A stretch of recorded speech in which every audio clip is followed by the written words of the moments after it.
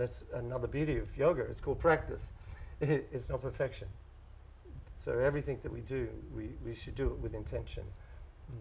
My healing, that I recognized I needed to deal with both the physical and the emotional side of injury. If you don't, you're not healing.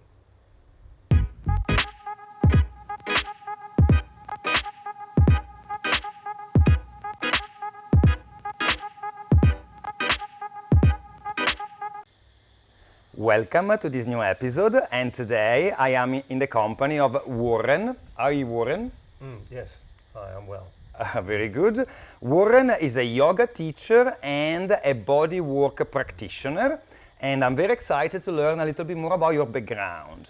I come from a humanitarian background, so I've been working in communities dealing with conflict for 22 years. So I've seen the worst of man and the best of humanity. I have a very different kind of a life. I am blessed to have visited places where not many people go to. As an example, I spent 10 years in Afghanistan, over 20 years. I've worked in every country that there has been war outside of Europe.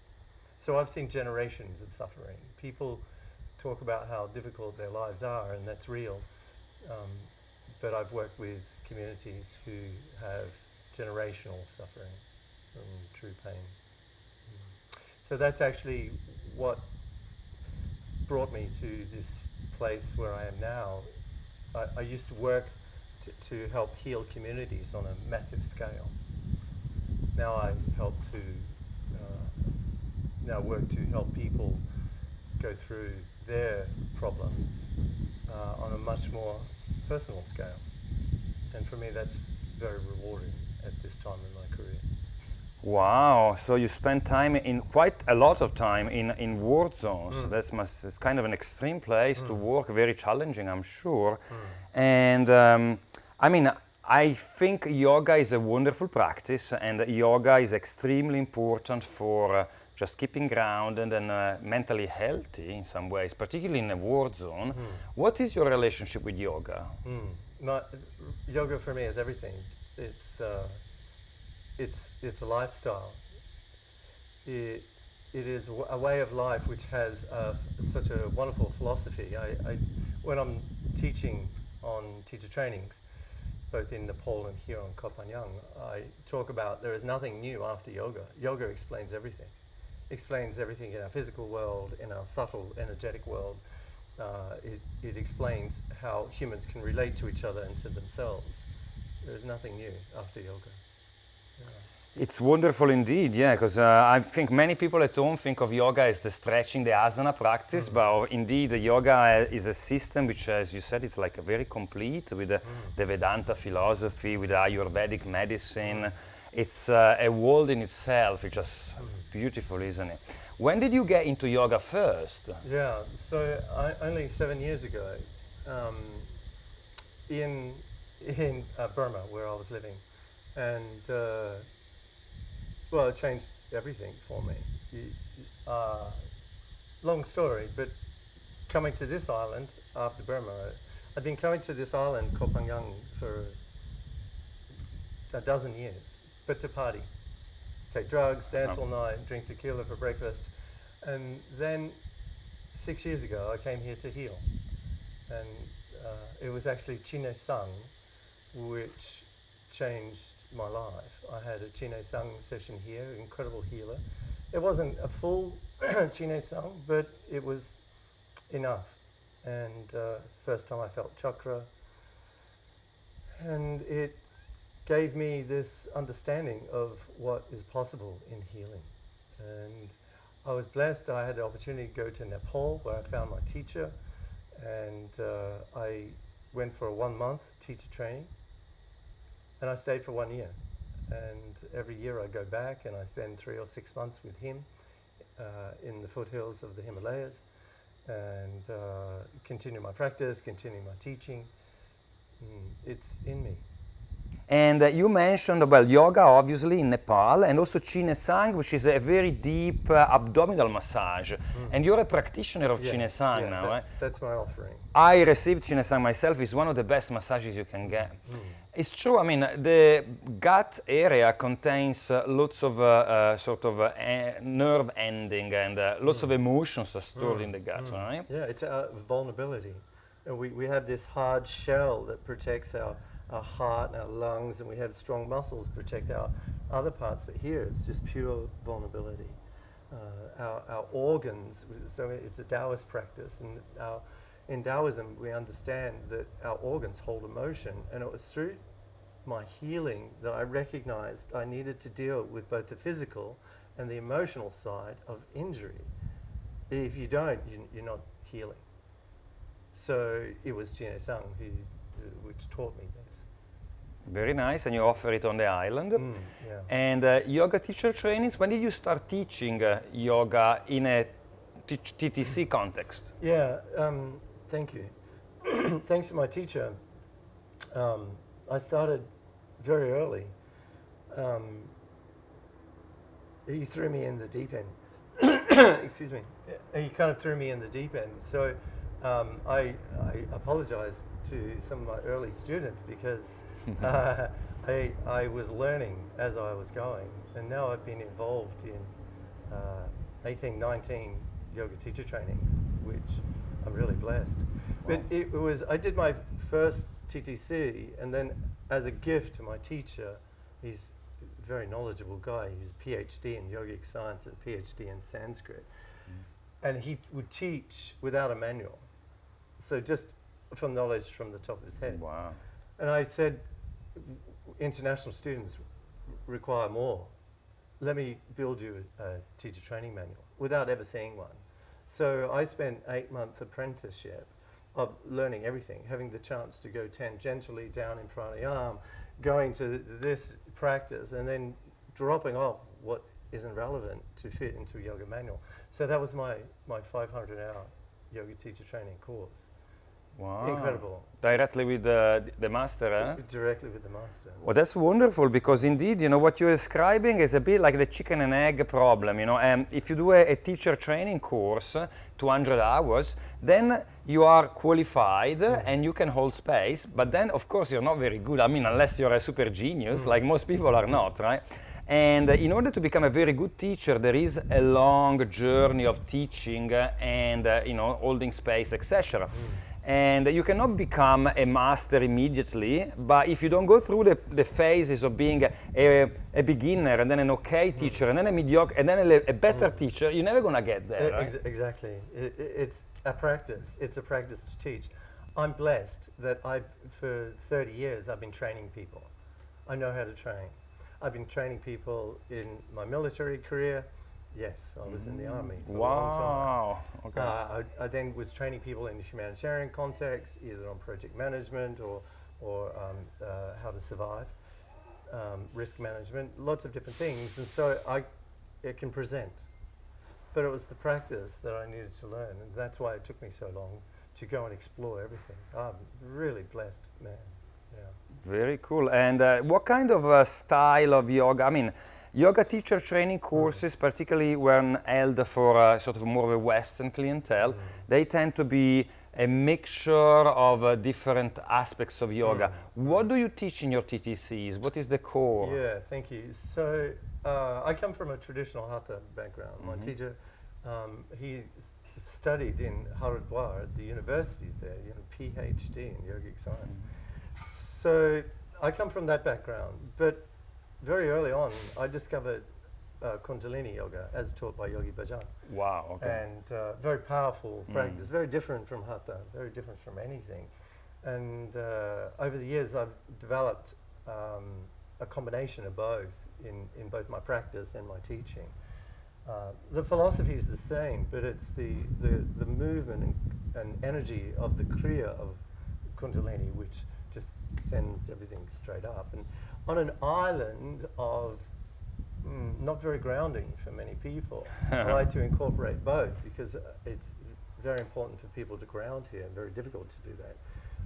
And with the be grounded, but with the elevation of the energy in Kundalini practice is very powerful combination. Yeah, very Indeed, powerful. I practice Kundalini Yoga as well with different teachers, and indeed it's a very powerful tool. But then Hatha Yoga is also my love. I also trained in Hatha, and and how important is also the breath work and the meditation? Do you also teach meditation as part of the TDC? Because my background, I love teaching everything. I don't have a single component. Pranayama is vital. It's a really vital aspect, which is unfortunately not done so often.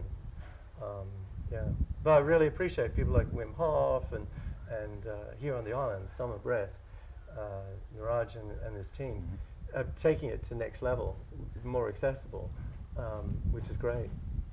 Yeah. I think so, yeah. I think I am of the idea that it's good to keep a tradition as pure as possible. At the same time, we want to involve more and more people in the yoga system, because that's good for the world, it's good for them individually and for the world.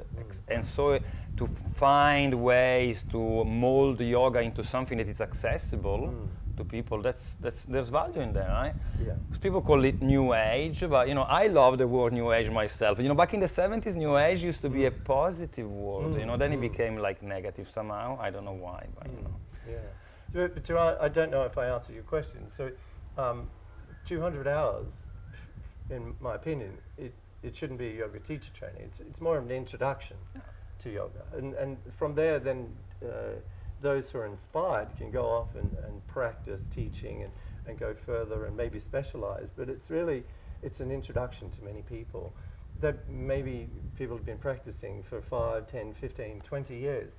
But it's that skill of understanding the background, the history, the depth of practice before taking it out there. And that takes a while. 200 hours should be, just an introduction. And as you said, maybe being an apprentice to your teacher and stay on, like, I think in the past they used to call it a guru kula, right? When you live with the master and then you learn from him. But back in the days it was like also doing the chores of the house. I think these days the most valuable aspect is maybe going into the classes and listening and helping out. This is extremely valuable, isn't it? Very valuable, very valuable. And of course, particularly in those early days, but still today, I'm learning from students. There are people who have far stronger physical practice than I, far more experienced. And so each class, I'm learning from the individual. And those who are very new, I'm learning from their bodies, from their breath. I'm learning how to develop my own teaching better all the time. That's another beauty of yoga. It's called practice. It's not perfection. So everything that we do, we should do it with intention. Lovely. I also know a couple of friends of mine have been to your sharing circle in Phangan. So I don't know if you're doing it at the moment, maybe it's on hold, but up until like recently you were holding a sharing circle. Can you explain what is a sharing circle? Men to have a safe space, that sounds unusual. Men need safety. Yeah, they do. They need to be safe to be able to share, because we're not told, we're not taught how to share our emotions. So I guide men in a way that it's about being heard, being seen, being supported, and to be called upon our bullshit. It's responsibility, accountability. It's vital. We can say whatever we want to do and achieve, but who holds us accountable to that promise, that word? Who holds us accountable to our relationships and how we hold our own space? So Very nice. It's a wonderful journey. Again, it's a journey of learning for me. Holding space is something I've been doing for many years without knowing what it's called because of my humanitarian work. And now I have this opportunity to be there to listen, to support men who are going through incredible things, particularly at this time. Oh, tell me about it. The loss of power, loss of control in their lives, and it can be very debilitating to people, but particularly for men. Yeah. Also, yeah, I think loss of identity for a man as well. Interesting, you speak of role models, which are so rare. These days, it's so rare. In fact, it wasn't until only a few years ago did I really find a male role model that was able to live up to my expectations of what that is.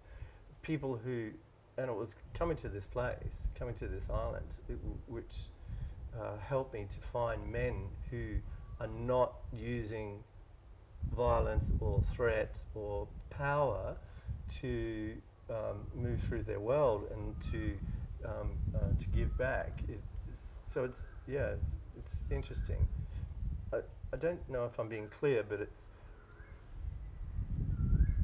it's wonderful to see, particularly on this island, a lot of younger men who are much more awake than I ever had been before, because of what the type of people that are being raised and type of people that are being brought here to this island, and that's something I'm finding in the men's circle. Some of the young men are incredible. I also believe that the newer generations, there is progress. I hope that there is progress and growth in terms of, general consciousness and learning. They're also looking for role models, and I think that people like us who have this opportunity of whatever our previous lives were, be able to bring that into the new world, and to particularly on how men look at relationships with other men and how they look at relationships with women. That there is always that positive side of being much more in the feminine, but there also is a potential problem with that. And so our men's circle, we talk about accountability in relationships quite a bit. Warren, thank you very much for this little chat. It's been great talking to you today, and let's hope that the border will open soon, and we'll be getting into teacher training courses very soon again. Yeah, thank you so much. I'm really looking forward to it. The powers that be are making decisions as best they possibly can, and as soon as they can allow people to come back into Thailand, it's going to be better for the whole country. And of course this island, which is so important to us both. Yeah. Well, thank you very much. Thank you so much.